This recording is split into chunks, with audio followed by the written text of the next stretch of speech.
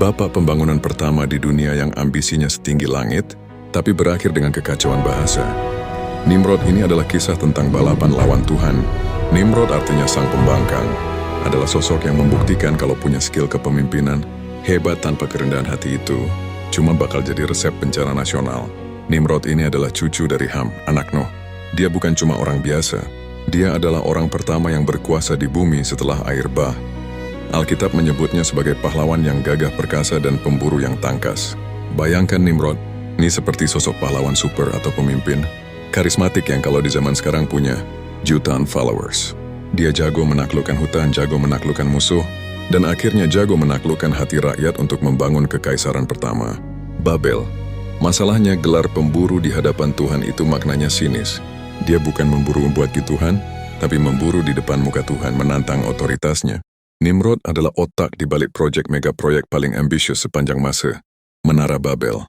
Motivasinya simpel tapi sombong. Mari kita bangun bagi kita sebuah kota dengan sebuah menara yang puncaknya sampai ke langit, dan marilah kita cari nama.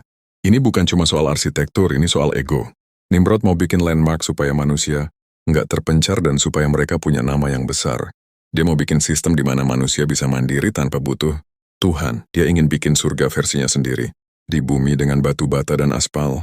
Tuhan melihat proyek startup sombong ini dan gak tinggal diam.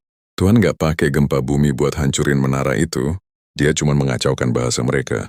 Bayangkan lagi asyik-asyiknya kerja, tiba-tiba mandor yang ngomong bahasa Korea, tukang batunya ngomong bahasa Jawa, dan arsiteknya ngomong bahasa Spanyol. Komunikasi error proyek mangkrak. Nimrod yang tadinya dipuja sebagai bos besar tiba-tiba jadi pemimpin dari gerombolan orang bingung. Kekaisarannya pecah, dan rakyatnya terpencar ke seluruh bumi.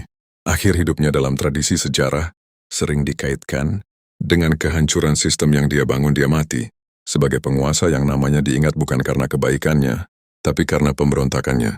Pelajaran hidup bagi kita dari kisah Nimrod, cari nama itu kesia-siaan. Nimrod pengen namanya abadi lewat bangunan fisik. Di zaman medsos ini, kita sering terjebak jadi Nimrod kecil yang haus branding dan validasi. Ingat, nama yang besar di bumi nggak ada gunanya kalau nama kita nggak dikenal di surga. Fokuslah pada karakter, bukan sekadar populer. Kerjasama tanpa Tuhan itu rapuh sehebat apapun teknologi dan kesolidan timmu. Kalau tujuannya untuk menantang nilai-nilai kebenaran, Tuhan punya sejuta cara buat bikin koneksimu terputus. Kesuksesan sejati adalah saat kita membangun bersama Tuhan, bukan melawan Tuhan. Kesombongan adalah penghancur komunikasi.